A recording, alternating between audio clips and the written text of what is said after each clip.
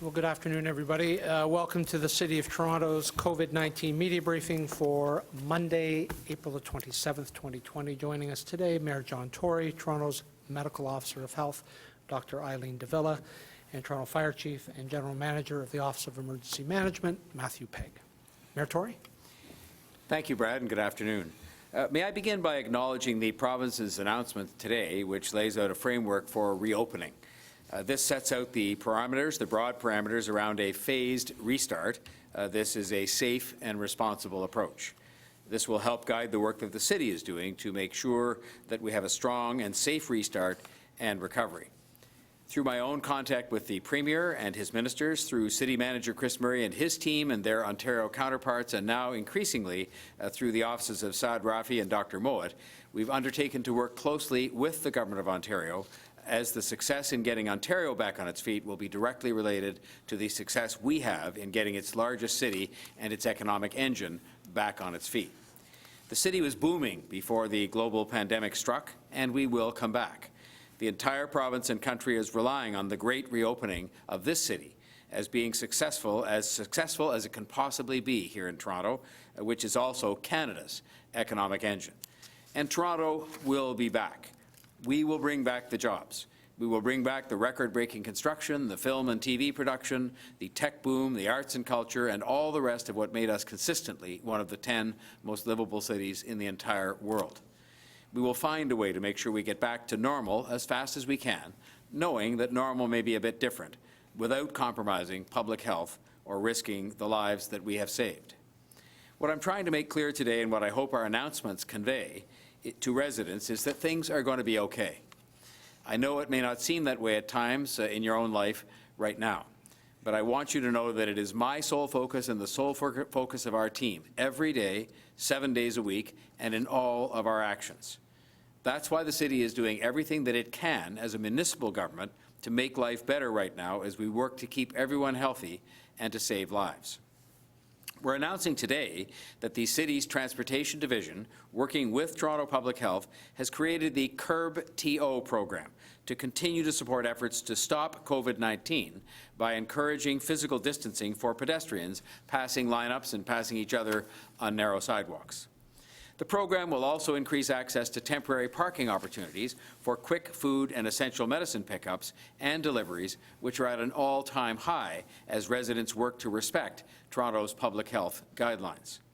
This common sense initiative, which starts with 10 sites right now today and will expand to more than 100 locations across the city, is one more way the city government is working to protect public health and to stop the spread of COVID-19. The program will be activated in a measured way based on evidence so that physical distancing accommodations, including closing portions of the curb lane for pedestrians, are concentrated in areas where there is a clear need. Actual hotspots of sidewalk congestion deemed unsuitable by public health as opposed to more random solutions. Primarily, the hotspots and pinch points are where there is sidewalk crowding and temporary parking concerns that tend to be around essential businesses which are still open and serving vital community needs. Grocery stores, pharmacies, restaurants, community agencies are increasingly offering pickup, takeout, and other kinds of contact curbside. This has in turn sometimes created lineups outside of their premises, and this is also their way of contributing to physical distancing, but it can cause some challenges for others. We are now going to make sure that good practice engaged in by a lot of those places that are encouraging proper physical distancing lineups is accompanied by other good practice, namely to take measures to help keep other sidewalk users safe and healthy. The initial list of sidewalk hotspots has been very carefully developed over the last several weeks.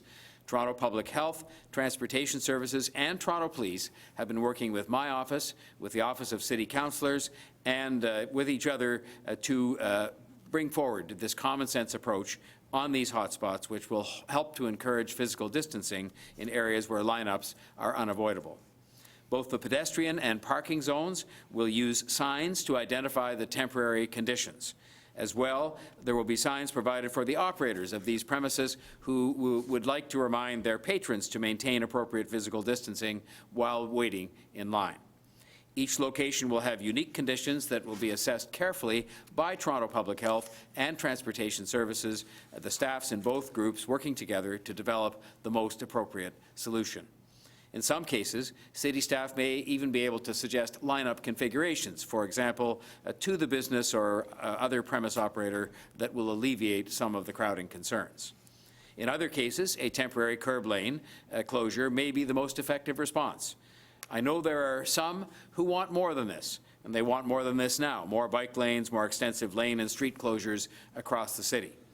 I will continue to follow the advice of the Medical Officer of Health, the current advice that we focus on encouraging people to stay home rather than closing long lists of roads.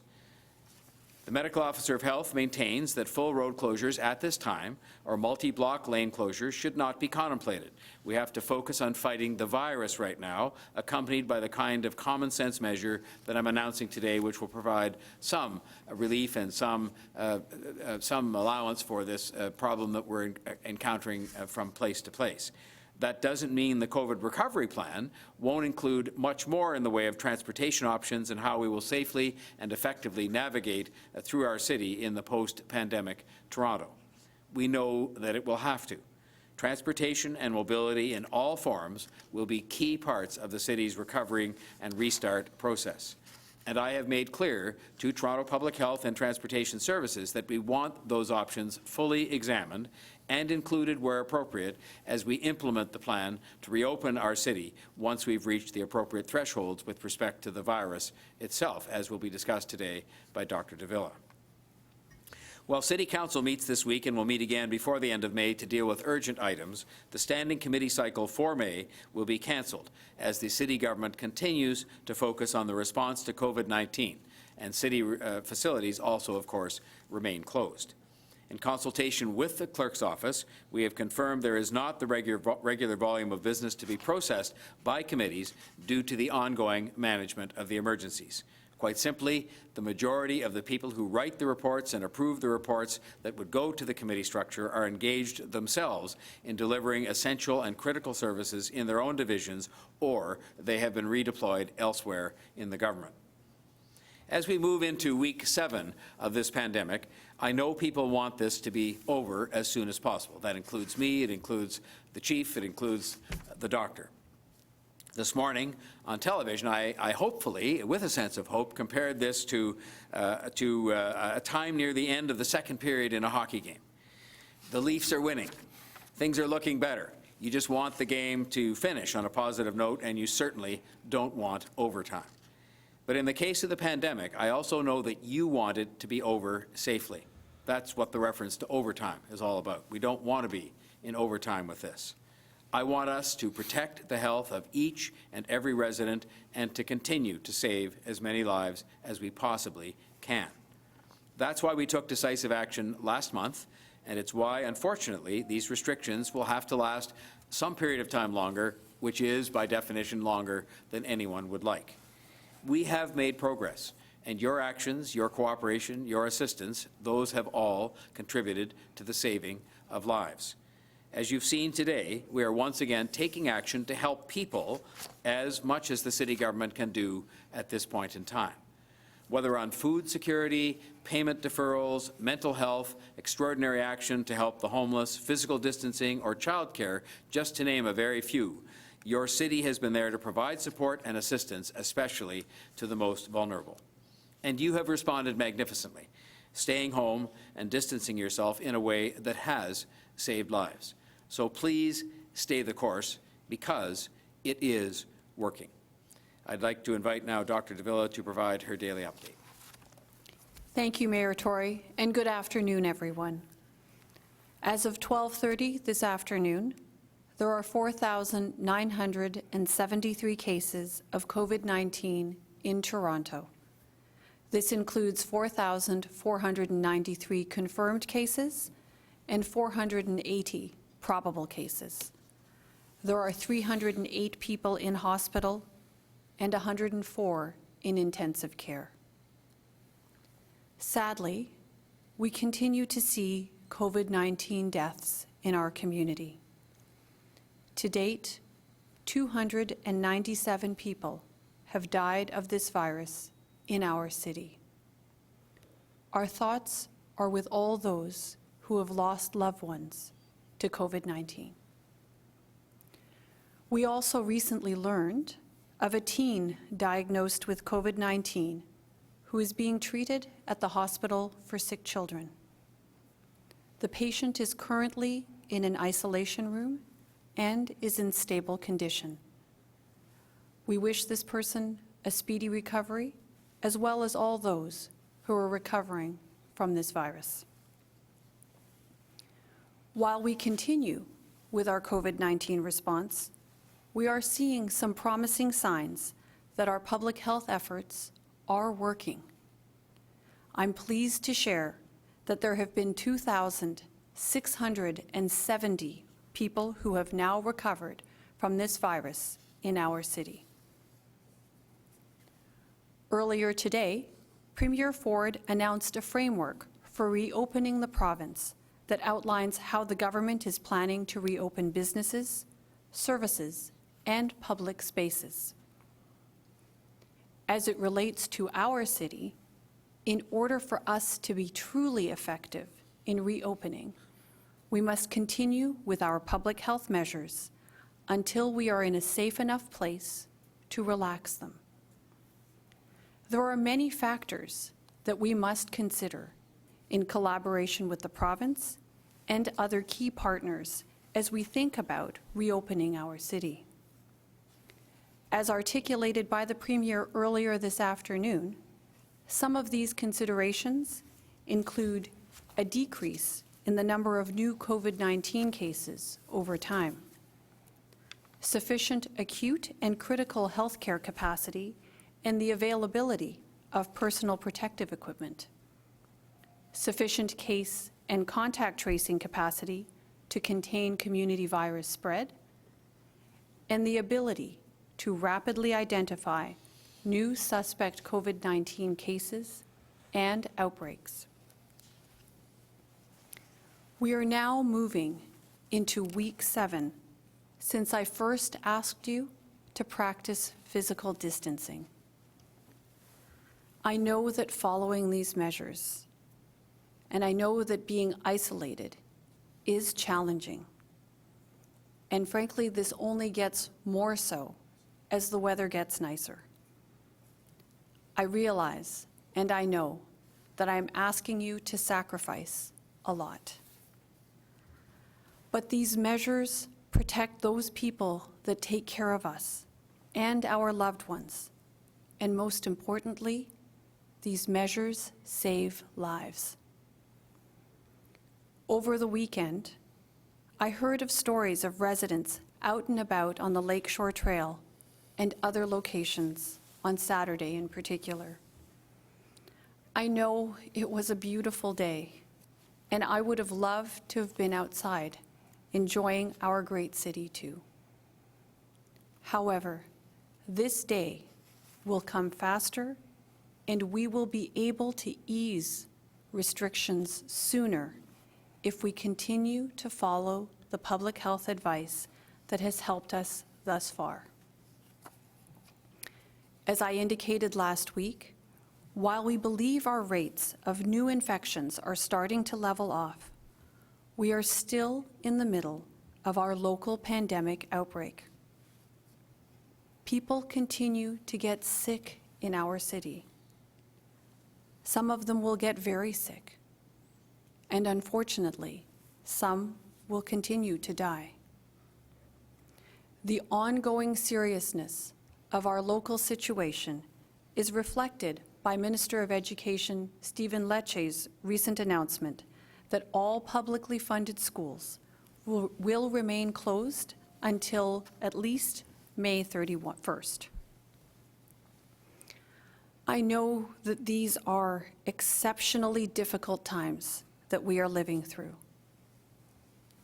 Many of us are working from home, balancing childcare with work, managing stress from local business closures, experiencing financial loss, and trying to adjust to all of these unique challenges all at once. We are trying our very best, I know we are all trying our very best to cope with these adjustments that are outside of our control and affect our mental health. As a result, many of us are experiencing anxiety. Many of us are also worried about the future. And while these feelings are uncomfortable, they are normal given our current circumstances. In times of need, we often support each other in person with a visit or a hug to demonstrate that we care. But unfortunately, this is just not possible at this time.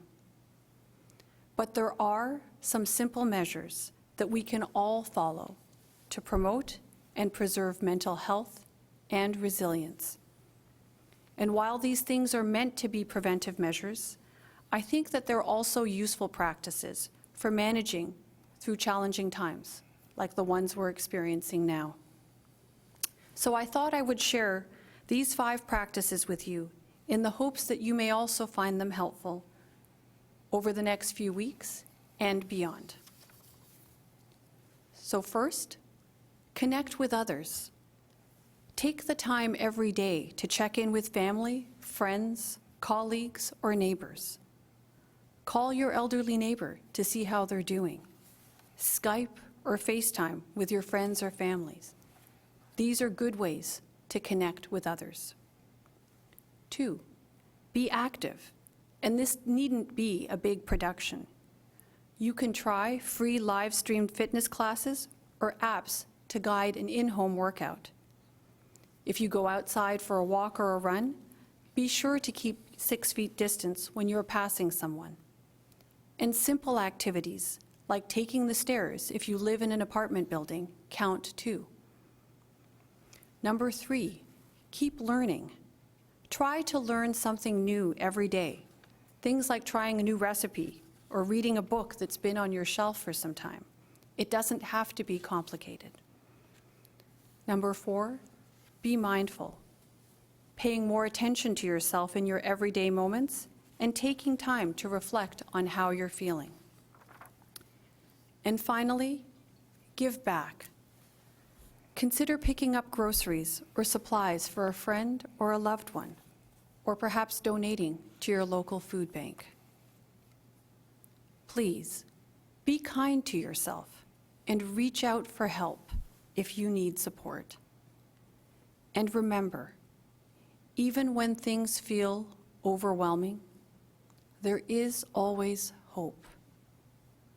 The city has partnered with many community organizations that are offering free support for residents. If you're feeling stressed or need emotional support related to COVID-19, I encourage you to visit our website and reach out to one of these organizations. In closing, I want to sincerely thank you for continuing to do your part by staying home, staying safe, and taking care of each other.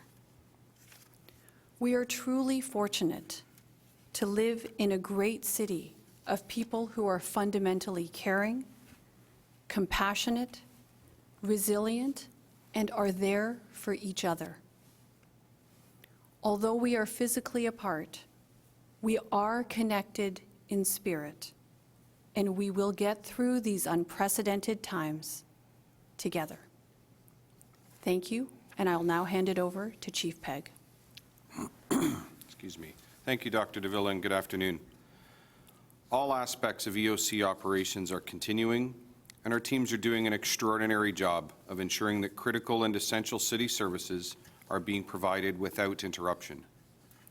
Our personal protective equipment levels continue to remain stable, and all aspects of PPE are being managed effectively. I'm very pleased to report that our comprehensive citywide PPE management portal and dashboard is now live and in service within the EOC. This is a powerful tool that has been built in-house by our technology services team in direct response to our needs during the COVID-19 pandemic. In addition to providing live-time PPE inventory tracking across the city, This tool also provides a number of predictive analytics tools that are enabling accurate and timely calculation of future PPE needs. Also, as you know, our 311 team continues to play a key role in continuing to deliver critical city services. Over the course of the weekend, 3,427 calls were received and processed by our 311 team, 2,081 on Saturday and 1,346 on Sunday. Our service performance target in 311 is to answer incoming calls within 75 seconds or less. The average length of time that was required in order for our 311 personnel to answer incoming calls was 76 seconds on Saturday and 53 seconds on Sunday. This weekend, the majority of incoming 311 calls were for services related to wildlife-related concerns, solid waste collection questions, and numerous questions relating to various city services during COVID-19. Approximately 23% of this weekend's 311 calls were related to concerns about physical distancing. These were from residents who expressed concerns about large gatherings of people and house parties, as well as in response to a reported lack of physical distancing in essential retail stores, on trails and walkways, and in city parks. Complaints that are received by 311 are processed and assigned directly to the appropriate agency for response and action. The response to these complaints and the actions taken as a result are at the discretion of the applicable enforcement agency based on the situation at hand. Specific enforcement activity is not directed nor prescribed by the EOC nor by the city's COVID-19 Strategic Command Team. Over the course of the weekend, 5 tickets were issued related to the operation of non-essential businesses, 31 tickets were issued relating to illegal activities in city parks, and 7 tickets were issued relating to large gatherings of people. In closing, I encourage everyone to make toronto.ca/COVID-19 your first source of information relating to city services. There is a wealth of information available on the site, along with answers to many of your frequently asked questions. Thank you. Thank you, Chief Pegg. We'll go to questions now. Just a reminder to please limit them to 2. On the line, so reporters know, we have Marianne Bedard from our shelter group, Paul Raftis from long-term care homes, and Barbara Gray, our GM of Transportation Services. First question is to Brian Passafume from the Toronto Sun. Good afternoon. I've only got one question. On Friday, the Toronto Sun's Mike Ganter reported that the NBA is keen on allowing practice facilities to reopen in cities where restrictions have loosened. What are the chances that the Raptors will be allowed to start practicing anytime in the near future? Well, I can just tell you that that's going to be, and already is, the subject of some discussion as between the provincial officials whose orders theoretically and actually apply to this and ourselves, because in many of these instances the province has indicated that it'll be local medical officers of health who determine whether or not this is going to be consistent with the efforts we're making to fight the virus. So I have had some very initial discussions with the management of the Toronto Raptors. They have indicated the basis upon which they might use their practice facility, which is located at Exhibition Place. And now those discussions will happen in earnest with respect to whether or not those can be consistent with public health objectives and with everything else that has to be taken into account in making a decision like that. So at some point in time, we will have to decide. This is the basis on which it's happening, I think, in every NBA city, is that local people and state people, and in this case provincial and local people, will determine what's possible and what isn't, and we'll move forward from there. Okay, thank you. We'll go to Corey Baird from CTV News. Go ahead, Corey. Hello, question for Mayor Tory or Dr. Davila. Curious, we've had a unseasonably cold spring. Just curious if city officials feel this has helped to keep COVID-19 numbers in check. And secondly, if city officials are crossing their fingers every night for this cold weather to continue. Well, it's an interesting question. I would say this, that when it comes to respiratory viruses, there is a general preference for those viruses to prefer cold weather. The interesting thing, and I think what you're implying, is that cold weather makes it less likely for people to go outside and congregate in public. So I suppose it's an interesting question to ask with respect to what virus transmission dynamics look like relative to the way people move around. Suffice it to say that I think we've been pleased with the cooperation that we've seen from residents of Toronto with respect to following the public health measures and advice that we've had around physical distancing. We're hopeful that people will continue to be serious and to stay the course because we're all eager to get our city back, to return to some of the activities that we're used to participating in, and hopefully being able to enjoy a little sunshine. So I think those are my comments in respect of your question.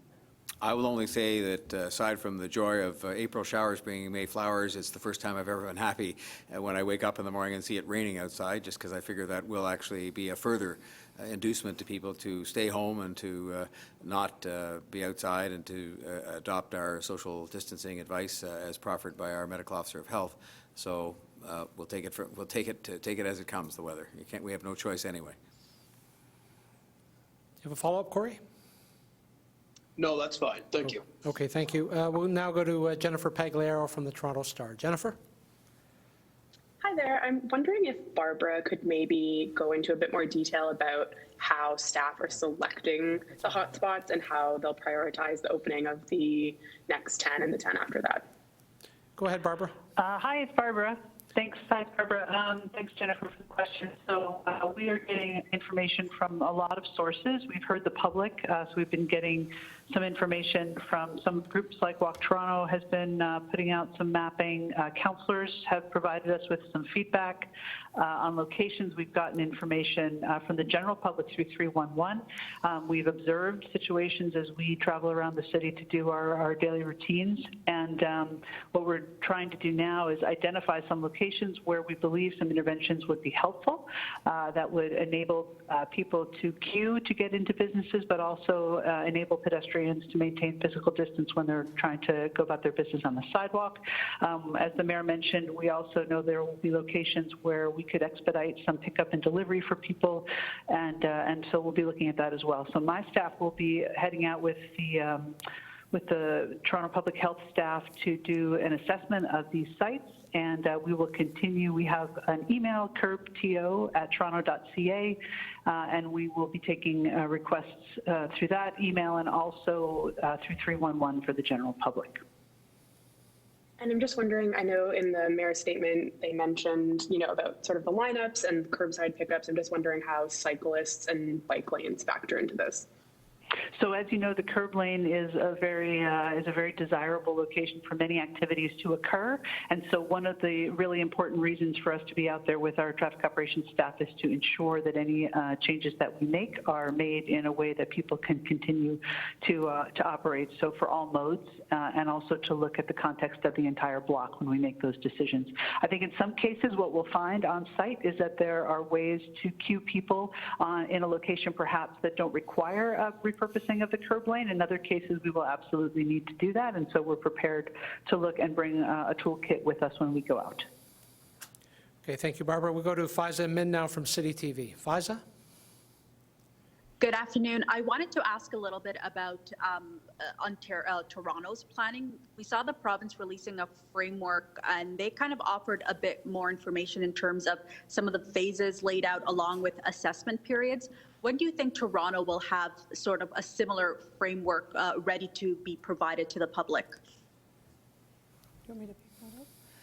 I will just say that that work has begun in earnest some time ago. In fact, there was a lot of work being done in the city manager's office before Mr. Raffi and Dr. Mowat were appointed. But I will also say that I would expect you're going to find, as Dr. Davila made reference this afternoon, extensive collaboration going on between the city and the province, so that while there will be some differences as between what Toronto puts forward and what the province puts forward, because of the density and the size of the city of Toronto, that you will find, as you heard from her this afternoon, that many of those criteria for getting into the plan and a lot of the kinds of timetables and other measurements will be similar, because we're planning to collaborate with them. But you'll hear from the city at some point in the not too distant future about some of the framework plans that will be, but I don't think you'll find they're going to be that much different than what you've heard from the province. Follow-up, Faiza? Yes, sorry. This is for Dr. Davila. How concerned are you with the case at Sick Kids, and are you confident that the hospital will be able to contain it? Well, you know, we don't speak, or I don't speak in general around the specific details on any individual case. I do have full confidence in the capacity and the abilities of those at the Hospital of Sick Children. We know that this is one of the best pediatric hospitals in the world. So I trust that the patient is in very good hands, and will wish that individual a very speedy recovery. Okay, thank you. We go to Matt Bingley now from Global News. Matt? I have a question for Barbara Gray. I'm just wondering, when it comes to these curbside locations, how exactly are you going to be blocking them off? Is this just cones, or will there be concrete just to ensure safety? Thanks for the question. Yeah, we have a number of different tools that we can bring depending on the site conditions. So in some cases it will be barrels, in some cases it will be, in every case there'll be signs involved, but it depends. We have a range of barricades and tools that we can use depending on the site conditions. And just to Dr. Davila, when it comes to this, obviously it's easing up a little bit to allow physical distancing for people on the sidewalks, but when it comes to the amount of people that you are seeing out there walking, why not recommend, prioritize bike lanes or even walking lanes when it comes to the lack of traffic on the roads? So thanks, Matt. I think what we're seeing here is an action that's being taken in response to very specific conditions and premised on the evidence, the local evidence that we're seeing in our community. But the point is that we are still in the middle of our pandemic, we are still in the middle of an outbreak, and our emphasis at this time is on continuing to have people stay at home as much as possible and to practice physical distancing. So, going beyond what we're proposing here now may inadvertently encourage congregation, which is exactly what we don't want to see in terms of protecting the health of our city. So for now, we think that this is an appropriate measure that takes into consideration all the circumstances, and we will look forward to understanding what benefit it has, and we'll think about other proposals and other actions we might take as the situation evolves. Thank you. Final question is to Dave Ryder from the Toronto Star. Dave? Hi. For whoever wants to take this, I know there was a situation with a popular pizza spot that was closing a couple of weekends ago where the city did move in and block off the curbside lane with traffic cones, but then that was a very temporary situation. The cones were gone, the lineup was gone. Are we going to see a situation like that where people all of a sudden see an open lane, maybe get used to it, but then whatever was causing the congestion is gone and the lane moves somewhere else?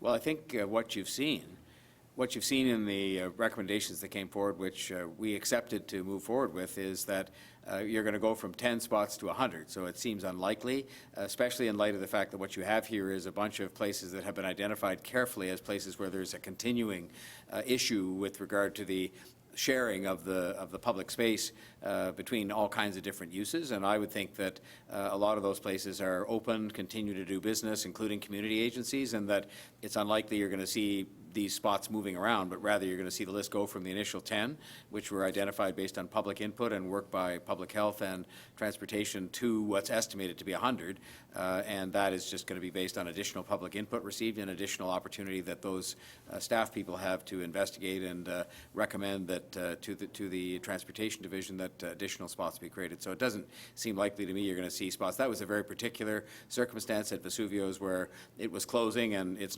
the business is not operating, regretfully, there anymore. So obviously the lane didn't need to be, provided for any further at that time. And my final question is for Dr. Davila, and that's there's a lot of focus, obviously, on the number of overall COVID-19 cases in Toronto. One figure I've noticed is the number of people in ICU. In today's report, it's at 104. Not long ago, it was 110. Before that, it was 113. Should we take heart? Should we take something from the fact that the number of people in intensive care in Toronto with COVID-19 seems to be slowly going down? So I think we should be looking at all of our indicators in respect of COVID-19 and its impact on our community. Certainly, as I mentioned in the remarks, that we're going to want to see as we start to think about what conditions might we want to have in place as we reflect on reopening our city and restarting, some semblance of what regular life looks like. We're going to want to see decreasing cases, and along with that, we should expect to see things like decreasing hospitalizations and ICU admissions, which is a subset of those hospitalizations.